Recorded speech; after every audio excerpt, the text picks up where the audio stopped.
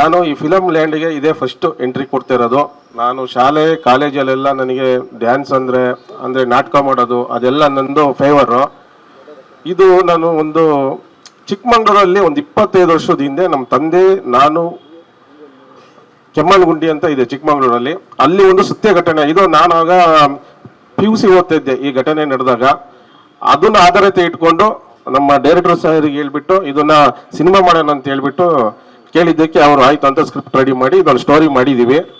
ಇದು ಆಕ್ಚುಲಿ ಸತ್ಯ ಘಟನೆ. ಇದು ಒಂದು ಆ ಕಡೆ ಒಂದು ಊರು ಇರುತ್ತೆ, ಈ ಕಡೆ ಒಂದು ಇರುತ್ತೆ, ಸೆಂಟ್ರಲ್ ಒಂದು ಕಾಡಿರುತ್ತೆ, ಬಸ್ಸಿನ ವ್ಯವಸ್ಥೆ ಇರೋದಿಲ್ಲ, ಅಲ್ಲಿ ವಾಕ್ಯಬಲ್ಲೇ ಹೋಗ್ಬೇಕು.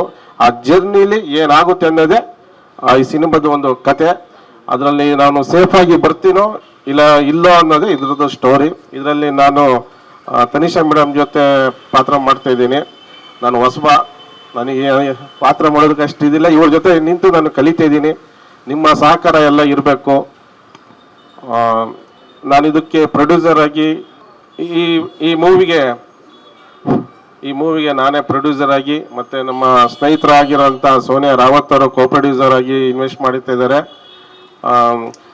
ಶೂಟಿಂಗ್ ಟೈಮಲ್ಲಿ ನಾನು ನಿಮಗೆ ಕೇಳ್ಕೊತೀನಿ, ಒಂದು ಶೂಟಿಂಗ್ ಟೈಮಲ್ಲಿ ಅಲ್ಲೊಂದು PR ವ್ಯವಸ್ಥೆ ಮಾಡಿ ಒಂದು ಪಬ್ಲಿಸಿಟಿ ಮಾಡಬೇಕಂತ ನಾನು ನಿಮ್ಮಲ್ಲಿ ಕೇಳ್ಕೊತಿದ್ದೀನಿ. ಹಾಗೆ ನಿಮ್ಮ ಸಹಕಾರ ನಮ್ಮ ಮೇಲೆ ಇರಬೇಕು. ನಾನು ಹೊಸಬ ಫಿಲಮ್ ಇಂಡಸ್ಟ್ರಿಗೆ ನನಗೆ ನಿಮ್ಮ ಸಪೋರ್ಟ್ ಬೇಕು ಅಂತೇಳಿ ನಾನು ಕೇಳ್ಕೊತಿದ್ದೀನಿ ಮಾಧ್ಯಮ ಕಡೆಯಿಂದ. ಸರ್, ಆ ಮೂವಿಯಲ್ಲಿ ದೆವಿಲ್ ಇದೆಯೋ ಇಲ್ವೋ ಅನ್ನೋದೇ ಸ್ಟೋರಿ. ಜನಗಳಿಗೆ ಒಂದು ಮೆಸೇಜು. ಈಗಿನ ಕಾಲದಲ್ಲೂ ದೆವ್ವ ಭೂತ ಅಂತ ನಂಬ್ತಾರೋ ಅಂತ ಅದೊಂದು ಮೆಸೇಜು ಸರ್. ಪಬ್ಲಿಕ್ಕಿಗೆ ಅದೊಂದು ಮೆಸೇಜ್ ಕೊಡ್ತಾ ಇರೋದು. ಈಗ ದೆವ್ವ ಇದೆ ಭೂತ ಇದೆ ಅಂತ ಹೇಳ್ತಾರೆ, ಅದನ್ನ ಸುಳ್ಳು ಅಂತ ಸಾಧನೆ ತೋರ್ಸೋಕ್ಕೆ ಹೊರಟಿರ್ತೀನಿ ನಾನು. ಆವಾಗ ಒಂದು ಕಾಡು ಮಧ್ಯದಲ್ಲಿ ಇವರು ತನಿಷಾ ಮೇಡಮ್ ಅವರು ಎಂಟ್ರಿ ಕೊಡ್ತಾರೆ, ಅಲ್ಲೇ ಟ್ವಿಸ್ಟ್ ಆಗುತ್ತೆ ಸ್ಟೋರಿ.